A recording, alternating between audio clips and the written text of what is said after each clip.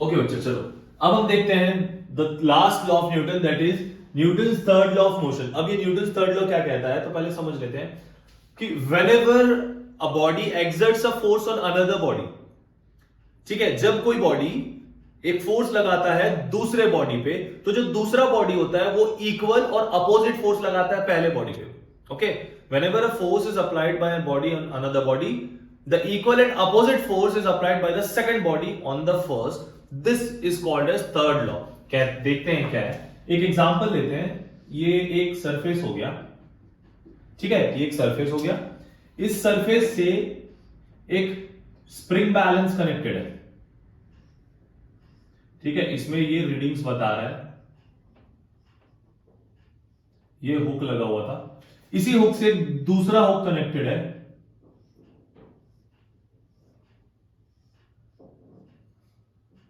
और यहां पे लग रहा है फोर्स, तो इसमें भी कुछ ना कुछ रीडिंग्स होंगी,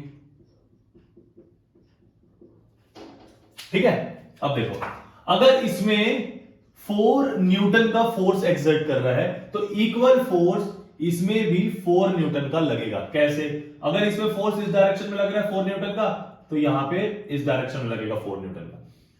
बात समझ आ रही है? या ऐसा समझते हैं कि ये एक सरफेस हो गया, इस सरफेस के ऊपर एक ऑब्जेक्ट रखा हुआ है, ठीक है। अब जब ये ऑब्जेक्ट किसी सरफेस के ऊपर रखा हुआ है, दैट मींस ये फोर्स लगा रहा होगा नीचे की तरफ, तो मैं मान लेता हूं ये एक्शन फोर्स है, ठीक है। तो जितना फोर्स ये सरफेस पे लगा रहा है, उतना ही फोर्स सरफेस ऑब्जेक्ट पे लगाएगा, जिसको कहेंगे हम रिएक्शन। तो according to third law of motion, every action has an equal and opposite reaction. बात समझ आ रही है? मतलब अगर मैं एफ ए करूं which is equals to, every action has an equal and opposite, opposite मतलब माइनस ऑफ एफ आर, या आप ऐसे लिख सकते हो F R is equals to minus of F A. अब ये एफ आर और एफ ए क्या है? F A is action force, F R is reaction force, ठीक है। अगर मैं ऐसा लिखता कुछ, F A equal to F R, तो इसका मतलब क्या होता है समझना, ये माइनस का कंसेप्ट क्लियर कर रहा हूं, ध्यान से समझना। इसका मतलब ये होता action force is equals to reaction force, जिसके थर्ड लॉ के हिसाब से सही है। लेकिन थर्ड लॉ एक और स्टेटमेंट भी कहता है, वो ये कहता है every action has an equal लेकिन अपोजिट रिएक्शन। अब अगर ये प्लस है, तो प्लस का अपोजिट क्या होगा बताना जरा, बताओ, मल्टीप्लाई होगा क्या? नहीं ना, प्लस का अपोजिट क्या होगा? निगेटिव, हो गया ना। Every action has an equal and opposite reaction, समझ आ रही है? हर क्रिया की विपरीत प्रतिक्रिया होती है। बात क्लियर हो रही है? अब तुमने किसी को मारा झापड़, तो वो क्या करेगा? शांत बैठेगा? नहीं, वो भी मारेगा ना। तो हर क्रिया की विपरीत प्रतिक्रिया होती है, याद रखना। क्लियर है? तो ये जो लॉ है ना, every action has an equal and opposite reaction, ये जो लॉ है ये बहुत काम की लॉ है। देख लेते हैं कैसे। अब मान लो कि आपके पास है एक एरोप्लेन, मतलब मान लो रॉकेट है, ठीक है। अब इस रॉकेट को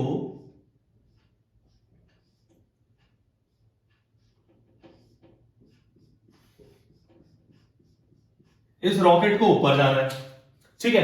तो क्या होगा, ये जो लोअर चैम्बर जहां पे फिल होता है फ्यूल, तो ये फ्यूल बर्न होगा, तो नीचे कौन निकलेगी? गैसेस निकलेंगी ना नीचे।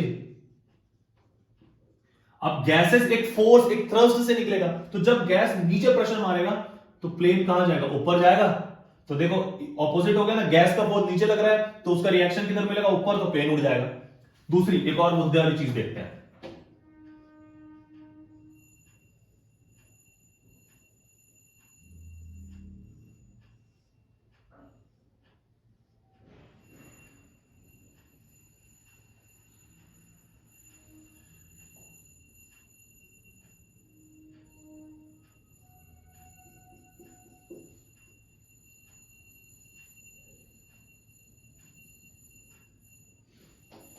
थोड़ा बहुत गन जैसा दिख रहा है क्या? तो देखो क्या होता है, जैसे आपने गनमैन ने गन को फायर किया, तो क्या होगा? ये बुलेट कहां गया? आगे की तरफ गया। जब बुलेट आगे की तरफ जाएगा, तो गनमैन जिसने गन को पकड़ा हुआ उसको क्या मिलेगा? एक बैकवर्ड जर्क मिलेगा, ठीक है। क्या मिलेगा? Backward jerk. तो देखो क्या हुआ, एक्शन इधर हुआ, रिएक्शन किधर हुआ? अपोजिट डायरेक्शन में हुआ ना। एक्शन इधर, रिएक्शन ऊपर, अपोजिट टाइम। तो यही होता है। तो थर्ड लॉ ऑफ मोशन ये कहता है the rate of change, sorry, to every action of a body there is an equal and opposite reaction. याद रहेगा, अगर फर्स्ट बॉडी ने सेकंड बॉडी पे फोर्स लगाया तो on the reaction second body भी फर्स्ट बॉडी पे फोर्स लगाएगा। जैसे कि यहां देख लो, ऑब्जेक्ट जब सरफेस पे फोर्स लगा रहा था तो सरफेस भी क्या करेगा, ऑब्जेक्ट पे फोर्स लगाएगा। क्यों? क्योंकि हर किसी को स्टेबल रहना है, हर किसी को जीवन में सुख शांति समृद्धि चाहिए भाई। तो क्या होगा, जब ये इस पे फोर्स लगा रहा है उतना ही फोर्स सरफेस ऑब्जेक्ट पे लगाएगा, तो जाके दोनों स्टेबल रहेंगे, राइट। सिमिलरली ये रॉकेट ऊपर कब जाएगा, जब फ्यूल चैम्बर से फ्यूल बर्न होकर गैसेस नीचे एग्जॉस्ट होंगे, जितना एग्जॉस्ट का फोर्स लगेगा रॉकेट उतना ही ऊपर जाता जाएगा। सिमिलरली इसमें भी आप जितना फोर्स इस पे लगा रहे, देखो 4 न्यूटन का, तो ये वाले जो स्प्रिंग से कनेक्टेड है इसमें भी 4 न्यूटन का आएगा। क्यों? क्योंकि according to Newton third law every action has an equal but opposite direction. देखो अपोजिट है, उसके लिए कंसेप्ट याद रखना, Fa और Fr इक्वल है, action force reaction force equal है, लेकिन अपोजिट कब होगा, जब ये छोटा सा साइन लग जाए माइनस का। क्लियर है बात? पक्का? तो इससे ना आपका कंसेप्चुअल क्वेश्चंस बनते हैं। कैसे? ये why firing on a gunman gets a backward jump, reason क्या है? सेकंड ऑन ये रॉकेट रिपल्शन, ये कैसे होता है? बलून जो होता है ना, हम बलून को ब्लो करते हैं और फिर हम छोड़ देते हैं तो ऐसे ऐसे उड़ते उड़ते कहीं भी चला जाता है। कैसे गया?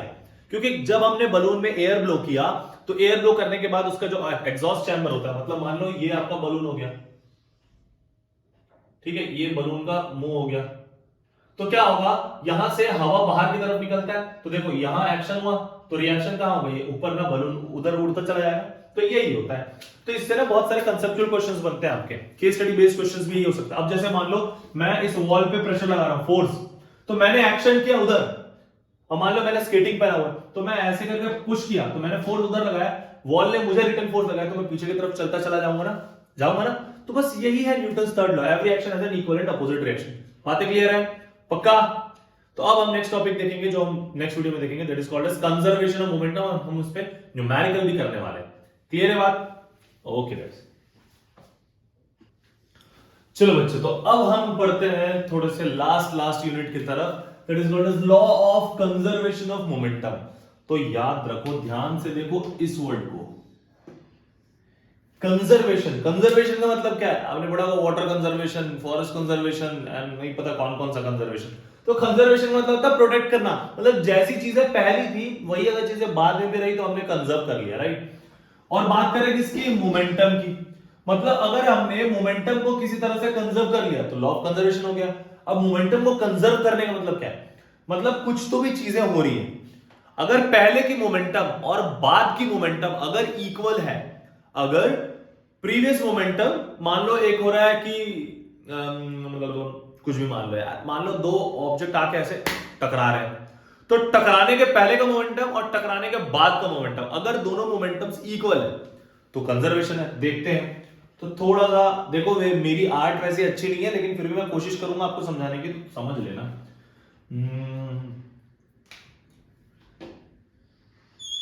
एक ऑब्जेक्ट हो गया,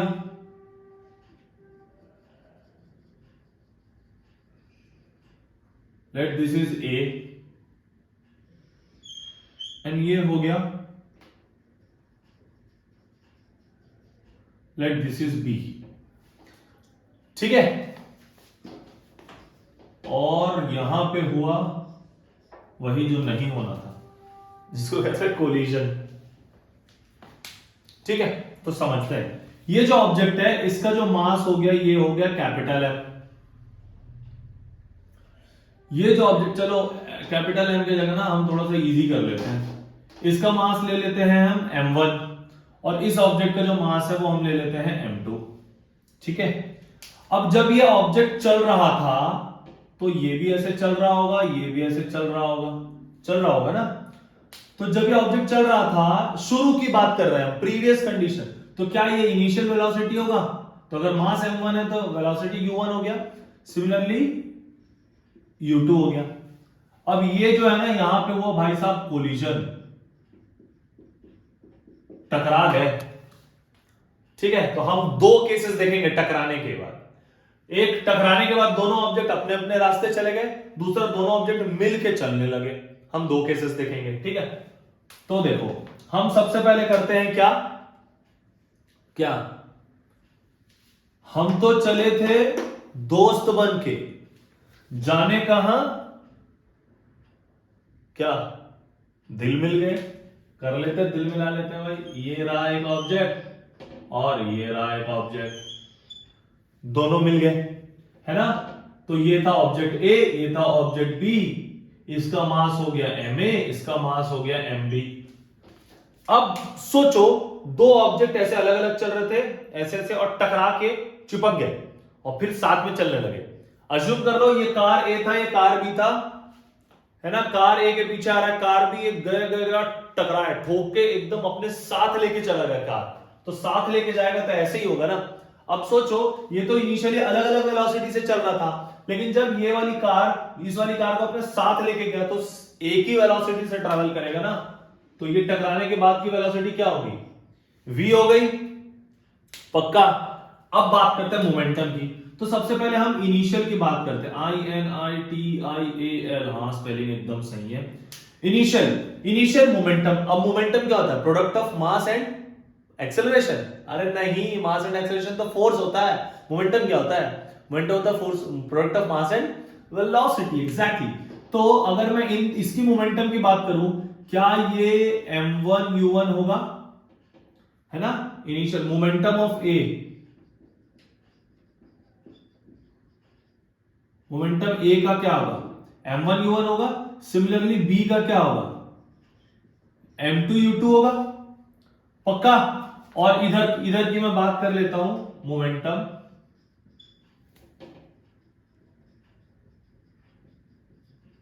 जब मैं इधर की बात करता हूं तो देखो ये दोनों ऑब्जेक्ट्स क्या क्या हो रहे हैं, एक साथ हो गए ना। और ये वेलोसिटी, तो मोमेंटम क्या, तो product of mass and velocity. तो मास का जब मैं देखूंगा तो टोटल मास क्या हो रहा है इसका भाई, ma प्लस mb हो रहा है क्या, और इनकी वेलोसिटी क्या है, v है क्या, है ना। अब मैं टोटल इनिशियल की बात करूं तो अब मैं लगाऊंगा according to law of conservation of momentum, है ना। According to law of conservation of momentum, कौन, ठीक है। कंजर्वेशन ऑफ मोमेंटम क्या होता है, टोटल इनिशियल मोमेंटम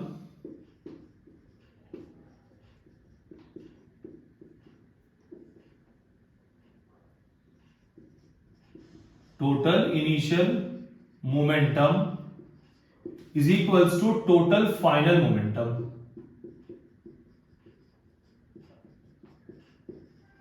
ठीक है, मॉम लिख दिया, मोमेंटम है, समझ लेना।